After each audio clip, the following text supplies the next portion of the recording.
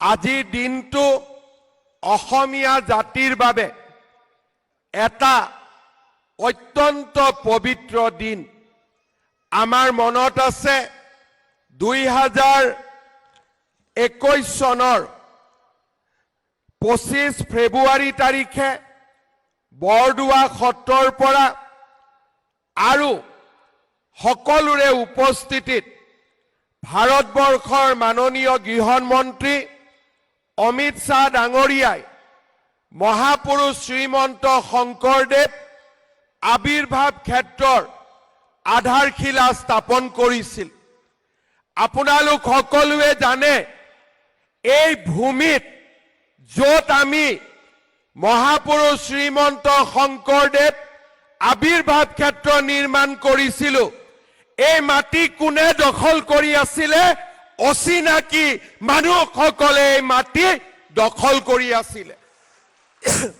আপোনালোকে ভাৰতীয় জনতা পাৰ্টিক দায়িত্ব দিছিলে যে এই অচিনাকি মানুহসকলক বৰদোৱা থানৰ পৰা উচ্ছেদ কৰিব লাগে আৰু ইয়াতে মহাপুৰুষ শ্ৰীমন্ত শংকৰদেৱৰ আবিৰ্ভাৱ ক্ষেত্ৰ নিৰ্মাণ হ'ব লাগে।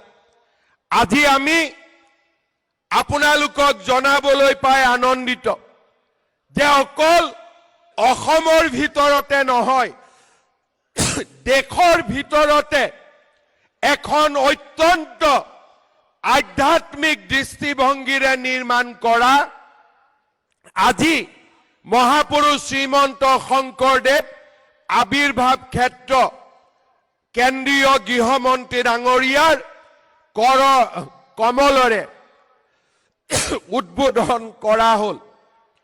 এই আবিৰ্ভাৱ ক্ষেত্ৰত আমি সকলোৱে আহি মহাপুৰুষ শ্ৰীমন্ত শংকৰদেৱৰ মাধৱদেৱৰ জীৱন সাধনা আৰু তেওঁলোকৰ দৰ্শনৰ ওপৰত আমি আলোচনা কৰিম আৰু অসমীয়া জাতিৰ এক মেৰুদণ্ড আমি এই বটদ্ৰৱা থানৰ পৰাই নিৰ্মাণ কৰিম। মোক কোনোবাই সুধিছে এই আবিৰ্ভাৱ ক্ষেত্ৰত প্ৰৱেশ কৰিবলৈ কিবা মাচুল লাগিব নেকি? মই অসমৰ ৰাইজক জনাব খোজো, বৰদোৱা থানলৈ অহা প্ৰতিগৰাকী ব্যক্তিয়ে কোনো ধৰণৰ টকা পইচা নিদিয়াকৈ এই আবিৰ্ভাৱ ক্ষেত্ৰত আহিব পাৰিব। কাৰণ আমি বিচাৰো যে আমাৰ জাতিয়ে আমাৰ জাতিটোক জীয়াই ৰখাৰ সংকল্প এই আবিৰ্ভাৱ ক্ষেত্ৰ এই বৰদোৱা থানৰ পৰাই আকৌ এবাৰ আমি সকলোৱে ল'ব লাগিব।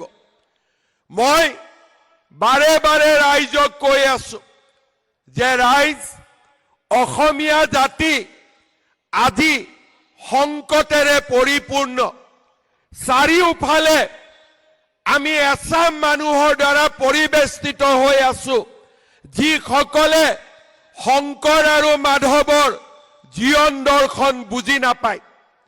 কেইদিনমান আগতে মই ভাৰতীয় জনতা পাৰ্টিৰ কাৰ্যনিৰ্বাহক সভাত কৈছিলো যে আমি সাৱধান হ'ব লাগিব।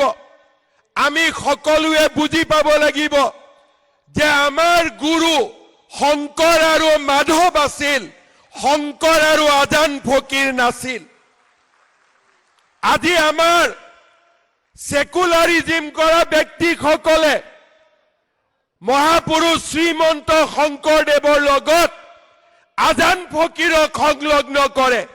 মই তেওঁলোকক সোঁৱৰাই দিব খোজো, মহাপুৰুষ শংকৰদেৱ আৰু মাধৱদেৱ আমাৰ গুৰুজনা, তাৰ লগত আন কোনো নামৰ সংলগ্ন কৰা নহব, আন কোনো নাম জড়িত কৰা নহব।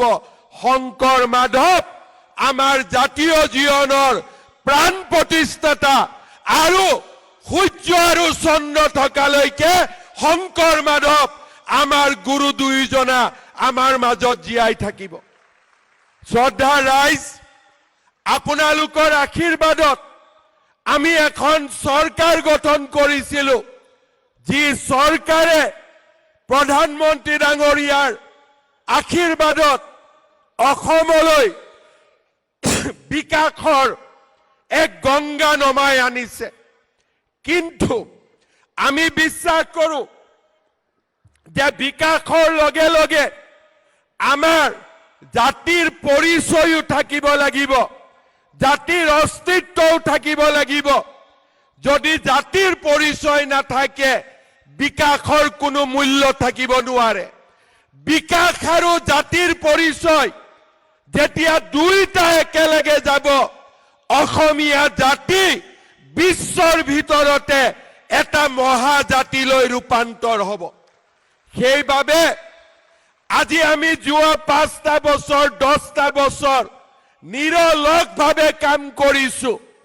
আপোনালোকে জানি ভাল পাব, অসমৰ সত্ৰ, অসমৰ বনজ, অসমৰ ভিজিআৰ পিজিআৰ এই গোটেইবিলাকত আজি আমি সেই অচিনাকি মানুহসকলক উচ্ছেদ কৰি 1,45,000 বিঘা মাটি আজি আমি জাতিটোৰ বাবে মুকলি কৰিছো।